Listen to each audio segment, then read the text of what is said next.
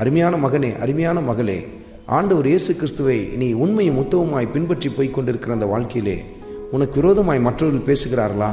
கலங்கி விடாதே, மனம் தளர்ந்து போய் விடாதே, மூளையில் போய் முடங்கி விடாதே. அவர்கள் உனக்கு விரோதமாய் செயல்படவில்லை, உனக்கு விரோதமாய் பேசவில்லை. மாறாக நம் ஆண்டவராக இயேசு கிறிஸ்துக்கு விரோதமாய் தான் பேசிக்கொண்டிருக்கிறார்கள். அவருக்கு விரோதமாய் அவர்கள் பேசினார்கள் அல்லவா? அவர் அவர்களுக்கு பதில் கொடுப்பார். நீ அவர்களுக்கு பதில் கொடுக்காதே. கர்த்தர் அவர்களுக்கு ஏற்ற வேளையிலே பதில் கொடுப்பார்.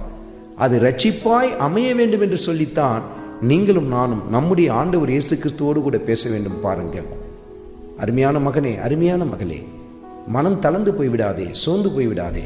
நம் கர்த்தர் நம்மோடு கூட இருக்கிறார். நமக்காக வழக்காடுவார், யுத்தம் செய்வார். ஆண்டவராகிய இயேசு கிறிஸ்துவின் கிருபை உங்கள் அனைவரோடும் கூட இருப்பதாக. ஆமென்.